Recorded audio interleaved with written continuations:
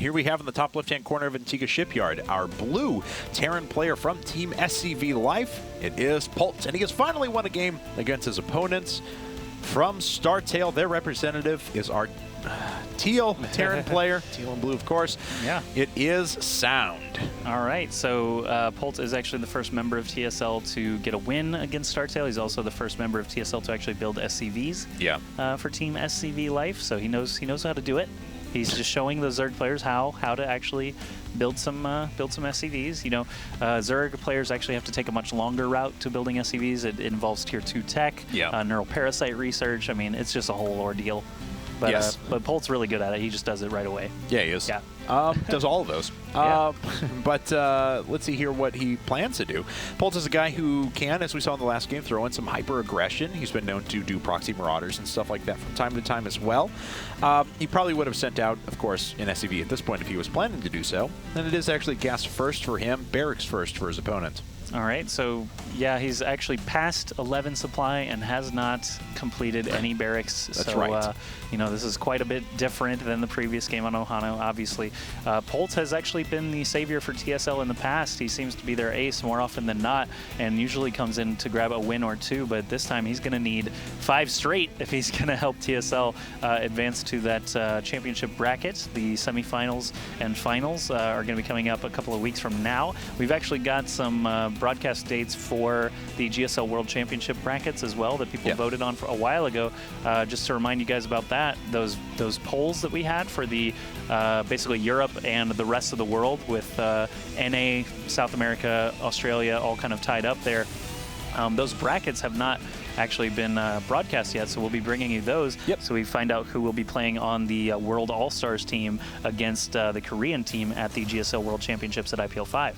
Okay, so, and I actually kind of want to tease something that, a bit of an announcement, I suppose, but if you've ever wanted to try your hand at becoming an IPL caster, you may have your opportunity very, very soon. That's all I'll say for now. So, in any case, we have a factory coming up immediately after the barracks, of course. That's the advantage of the refinery first. It sets you a little bit back in terms of sheer units and a bit on economy, but with a second gas online as well, Polt is really going to power ahead with something very, very high-tech off of one base. Yeah, with the factory nearly completed, he will be able to swap a start a starport after that and then be able to swap things around, but we'll see what he's got in mind as we continue on. Sound, with the command center going up now, he's going to be the first to do so. We'll be able to take advantage of a better economy if Polt is not looking for some aggression. There's that starport actually now for Polt.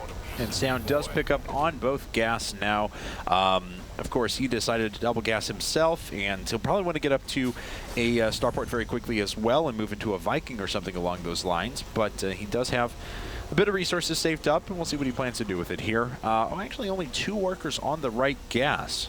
Interesting. Could be a mistake, maybe not. I don't know. And I haven't actually seen Sound play a whole lot recently, so he's another one of those players that has not really found a whole lot of success in the GSL format. But obviously, I think his breakout performance was a Home Story Cup not too long ago. I think it was it could have been last year now, actually, since that Home Story Cup, and then the subsequent IEM that he played in.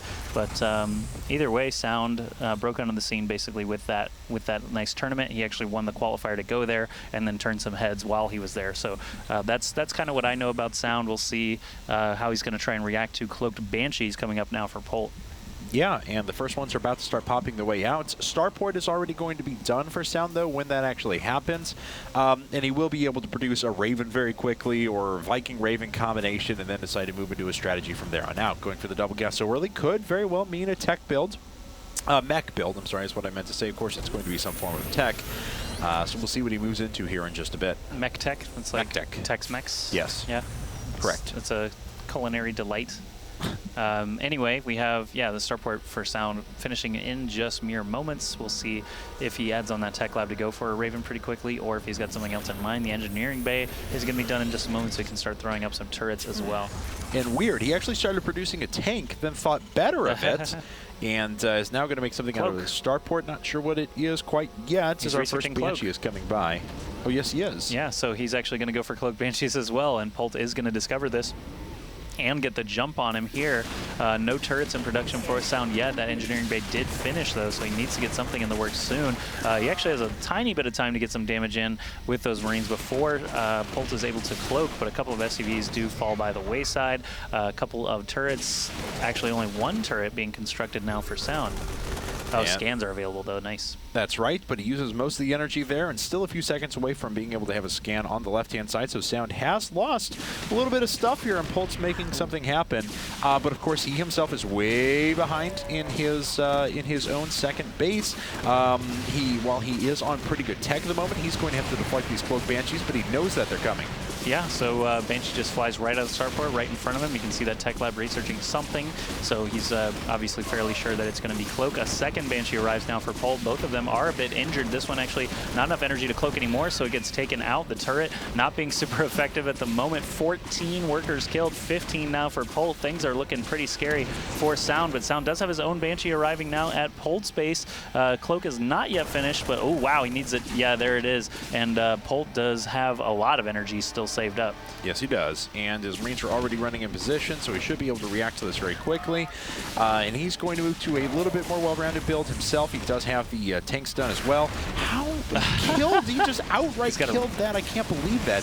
He is actually going to lose the Banshee, but the refinery goes down. Sound also has a Raven coming up, so future Banshees won't be a huge deal. Sound's Banshee actually getting taken out pretty quickly by Polt. Sound at only 30 supply. What is the worker count actually looking like now? 21 to 29. So Polt actually doesn't have a huge advantage in that regard. He does have a much larger standing army on the ground, though. Oof. Loses that last Banshee. That would have been nice for him to keep alive. He is actually still pumping out Banshees. You know, we used to say before Nada retired that the Nada tank Marine Banshee push was very, very strong off of two bases, and that's certainly what we could see here. I don't believe these have siege mode, though, so they are unupgraded Marines, unupgraded tanks for now. Yeah, Polt is just trying to use this time to get his economy back in line with what Sound has been doing all game. He is still ahead by 8 SCVs, still has the same mule capability, and now he's back with yet another Banshee picking off an SCV, but with the Raven in the sky now, that Raven-Viking tandem is going to be able to pick off the Banshee, but one more Marine does get picked off as well, so Polt probably going to be done with Banshees for now, just going back into Tank Marine. Yeah, I think it's a bit of a mistake he produced so many. He actually just finished up another one as well, and it's running across the map, so he's going to try one more time, but these last few have not been all that cost effective. He did get damage done with the first ones, of course, and that more than justified the cost of Cloak Banshees, but the subsequent ones have not been the best.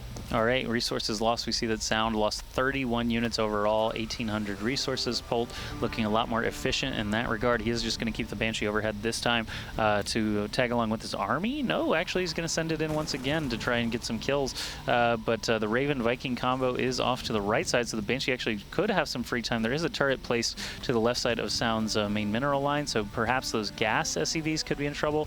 We'll see if Polt moves in right now, or if he's going to try and attack with the Marine tanks and then send the Banshee in. It looks like he is going to go for it right away. Yeah, he is at least going to show this here, so he pulls some more units out of position. He's pulled the Air Forces for now, but he'll need to pull or not pull the rest, because actually Polt is running right up the gut now, going to try and just power his way through the bunker. He gets it, and he's going to have his tanks in position here in a second, but he needs to be able to scan up to the high ground, and does. Okay, so Sound does not have siege tech. He is actually going to lose his tank as well. No, yes, there it is. I was going to say, if he doesn't lose the tank, that'll be huge, but how did Sound just clear that out with just the Marines and tank? Polt just got shut down. Wow. He didn't know what to fire after. The tanks were just kind of punking away, and you see that one actually got 4 kills. The one on the high ground had weakened the Polt's tank on the low ground pretty significantly. That is a huge turnaround for Sound. Yeah, I can't believe Sound just blasted through that with the supply disadvantage that he was at, but I guess most of the supply disadvantage was just the SCVs that he lost in the earlier bit of the game, but now with 3 Vikings overhead, Banshees will not be a problem. He could land those and start shooting away at some SCVs, for example. As long as he keeps them away from these Marines, but Sound already going for a counterattack. He still has a standing tank. Auto turret getting dropped very quickly. Not going to be super effective at zoning or anything like that, but at least he can power down this tech lab. That's not terrible pick up there. That'll keep a few units off of this as well. It's not like he needs point defense drone right now. His opponent doesn't have any Vikings out there. True. So let's see. Ooh. Looks like he is going to shoot down one of the medevacs, and he's going to get the second as well. It makes this army so much weaker for Polt, and the forces for Sound are just crashing through. Polt is now at a big disadvantage. I can't believe those tanks fell so fast. 2 auto turrets actually helping out quite a bit for Sound. It's just like having extra Marines, free Marines on the ground. Polt sieging up now, but Sound has a lot of targets outside of that siege range that he can work with. The Vikings are landed now because there's really nothing to shoot at. He could go back up. Yes, he does once he spots that medevac and can take some shots there. He could actually land on the tank as well, but it looks like Marines on the low ground are going to be able to finish it off. And Polt was shooting this tank rather than shooting the Marines that were down there, so now the tank for Sound is actually going to come back in and ended up getting an additional 5 kills more than it should have, 6 kills more than it should have. Now the landed Vikings are actually using Stutter Step Micro to kill SCVs. There's a Banshee overhead. It does have Cloak, and Polt does not have any detection in the area. He's just been relying on scans so far. Oh, and he has this entrenched position still because the auto turrets lived for so long. That's right, and the auto turrets are going to start weakening a few Marines. This Raven actually has 3 kills, or 5 kills, I'm sorry. Wow, nice. Nice job, Raven. Corporal Raven. Not too often you see that. Now it's, the Banshee joins the rank of Corporal as well, but lots of Marines actually still filing in for Sound. It looks like he's going to back off for the time being, but a lot of good damage there, showing that he's got an army to be reckoned with. Polt making some interesting attack decisions, not quite working out for him. Okay, so looks like just another factory, a few more barracks being added on. Actually, it's going to be a 3rd factory here, so he's really going to prioritize the ground units here, or the mech units, in addition to throwing in the bioforces. And this is kind of cool because it'll allow him to make a lot of flexible decisions late game too. He can keep powering ahead with tanks, but if he decides he needs some extra anti-air, if we go really, really late game and this ends up turning into, you know, Sky Terran or something like that from Polt, he'll be able to pump out some Thors to help as well. Yep, Polt still is going full tank Marine, grabbing upgrades as much as he can, adding on multiple reactors as well. You can actually see they're separated in the production tab. Yeah. As 2 of the reactors are on probably barracks, and I guess 1 is on the starport. Yeah. So it actually tells them apart on the production tab. Kind of interesting. Either way, Sound is actually still going with tank Marine for the time being as well, but his armory is going to be done here soon, and he will be able to start rolling those vehicle upgrades and give him the option of using Thors a little later on.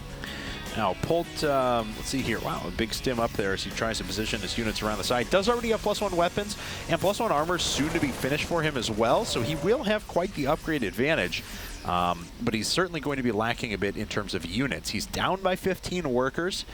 He's up by 4 Marines, but he does have the medevacs overhead, and that's something that Sound hasn't been able to put out there quite yet. All right, yep, Sound has been spending a little bit more focus on anti-air with the Vikings and Ravens so far, and at this point really just a lot of Marines and tanks. There is still plenty of time for, you know, Polt to gain his advantage back. Obviously, little micro decisions can make a huge difference in TVT, you know, choosing what to focus with your siege tank, for example, and with that Raven overhead for Sound, he actually has the ability to drop more auto turrets to try and be clever with that.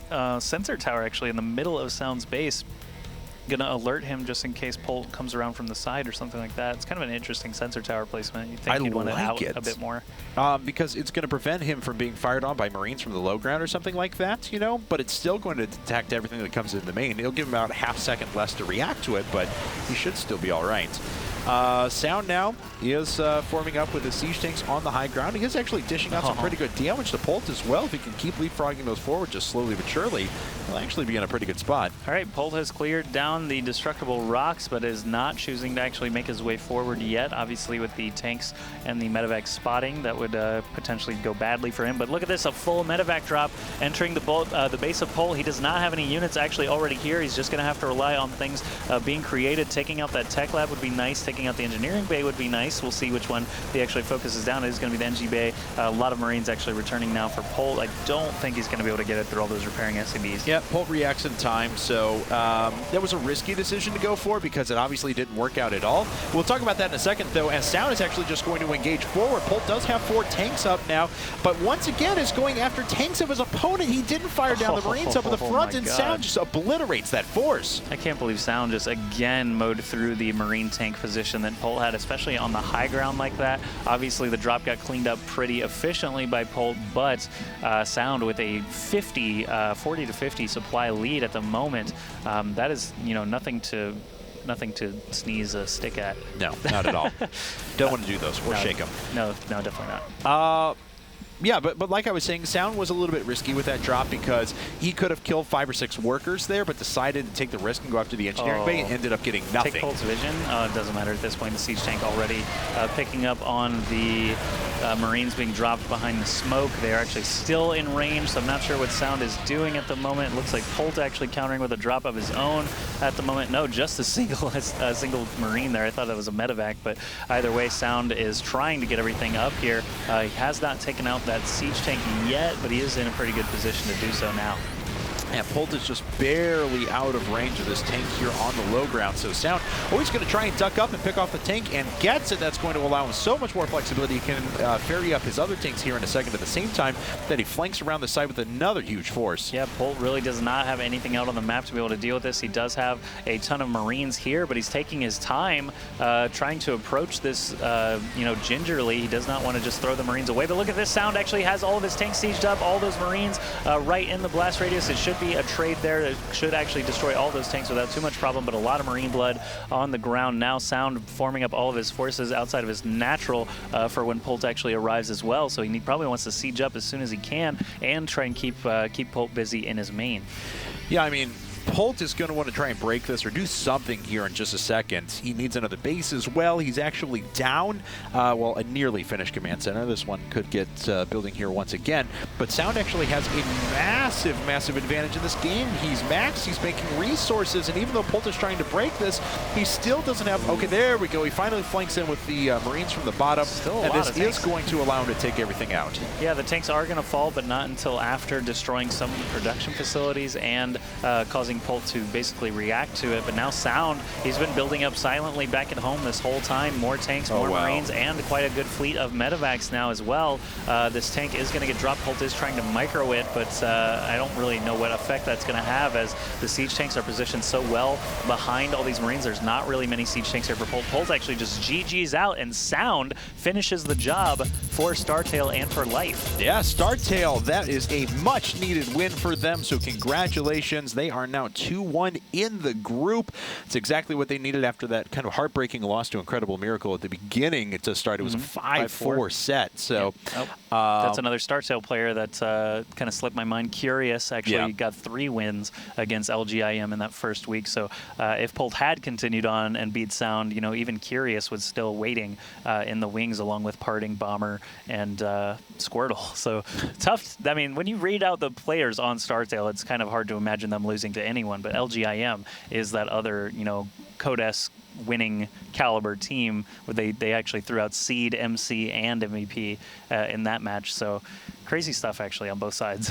Okay, there we have it. That is going to be it for us tonight, and hope you guys will join us tomorrow for more Contender Division action. We still have more IPTL coming up tomorrow and on Friday as well. For now, though, if you guys want to direct your attention to our Shootmania stream, we are actually broadcasting very, very soon on twitch.tv/IPL Shootmania with a round of 8 of our North American qualifier there. Josh and I will actually be appearing there as well, so please do pop on over and check it out. We would really appreciate the views, and I think that's about it for us tonight. Yep, if you want to follow, as usual, all of our social links here down on the bottom. It's Facebook, Twitter, YouTube.com, or twitch.tv/IGNProLeague. You can keep up to date with all of our announcements regarding streams for StarCraft, League of Legends, and Shootmania, and IPL 5. For example, that Southwest tidbit of the 40% off for flights to Las Vegas, that's where we kind of break the news first. But if you want to follow everything we do, please check out those. I'm Ask Joshy on Twitter. He's Kevin Naki. We always appreciate more followers. We like to talk with you guys about not just video games, but things like Magic and sports and